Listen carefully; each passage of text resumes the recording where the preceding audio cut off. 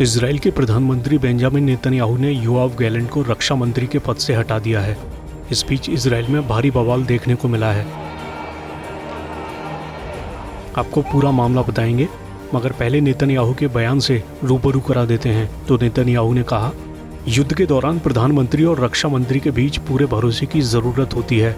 युद्ध के पहले महीनों में ऐसा भरोसा था और बहुत ही फलदायी काम हुआ था, लेकिन आखिरी महीनों में यह भरोसा टूट गया। अभियान के प्रबंधन में मेरे और रक्षा मंत्री गैलेंट के बीच काफ़ी दरारें आ गईं।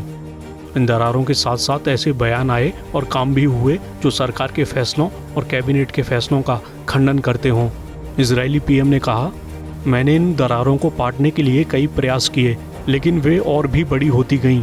वे जनता के सामने भी अस्वीकार्य तरीके से आईं और उससे भी बदतर वे दुश्मन के सामने भी आईं।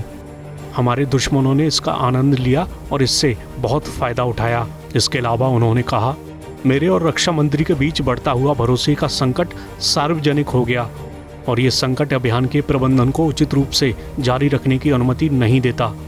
ऐसा सिर्फ मैं ही नहीं कह रहा, सरकार और कैबिनेट के ज़्यादातर सदस्य, लगभग सभी, इस भावना को साझा करते हैं कि ये इस तरह से नहीं चल सकता। इसके मद्देनज़र मैंने रक्षा मंत्री के कार्यकाल को ख़त्म करने का फैसला लिया। उनकी जगह मैंने मंत्री इजराइल कैट्ज़ को इस पद पर नियुक्त करने का फैसला किया। वहीं गैलेंट ने कहा कि उनको हटाने का फैसला 3 मुद्दों पर असहमति के चलते हुआ। उन्होंने कहा, मेरा निर्णायक रुख ये है कि जो भी व्यक्ति सैन्य भर्ती की उम्र का है उसे सैन्य भर्ती में शामिल होना चाहिए, उसे इजराइल की रक्षा करनी चाहिए। गैलेंट ने कहा, हमें इजराइल की संसद में भेदभावपूर्ण और भ्रष्ट कानून पारित नहीं होने देना चाहिए। अब बदलाव का समय आ गया है।